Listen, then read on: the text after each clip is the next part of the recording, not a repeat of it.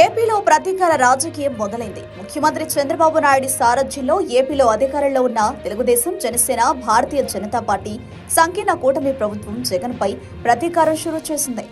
ఏపీలో వైసీపీ ఆఫీసును కూల్చేసి జగన్ కు హెచ్చరికలు పంపింది. తాజాగా రాజధాని అమరావతి పరిధిలో గల వైఎస్ఆర్ కాంగ్రెస్ పార్టీ కేంద్ర కార్యాలయాన్ని చంద్రబాబు ప్రభుత్వం కూల్చివేసింది. తాడేపల్లిలో నిర్మాణంలో ఉన్న పార్టీ కార్యాలయం ఇది. 2 ఎకరాల విస్తీర్ణంలో ఇది నిర్మితమవుతోంది. దీన్ని సిఆర్డీఏ అధికారులు కూల్చివేస్తున్నారు. తాడేపల్లిలో వైసీపీ కార్యాలయం కూల్చివేత నోటీసులపై ఇప్పటికే ఆ పార్టీ హైకోర్టును ఆశ్రయించింది. చట్ట నిబంధనలను ఉల్లంఘించి కార్యాలయ నిర్మాణాల్ని కూల్చివేయవద్దని ఆదేశాలిచ్చినట్టు వైసీపీ చెబుతోంది.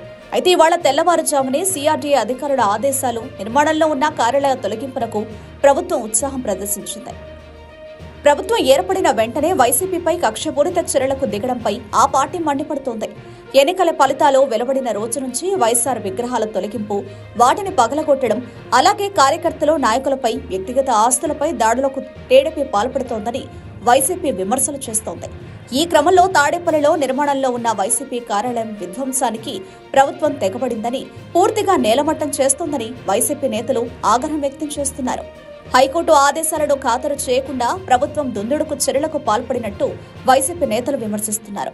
చంద్రబాబు ప్రభుత్వం తామిచ్చిన హామీలను అమలు చేయడంపై కాకుండా ప్రతిపక్ష పార్టీపై కక్ష తీర్చుకోవడానికి ఎక్కువ శ్రద్ధ చూపుతుందనేందుకు ఆ పార్టీ కార్యాలయ నిర్మాణాన్ని నేలమట్టం చేయడమే నిదర్శనమని వారు విమర్శించడం చర్చనీయాంశమైంది.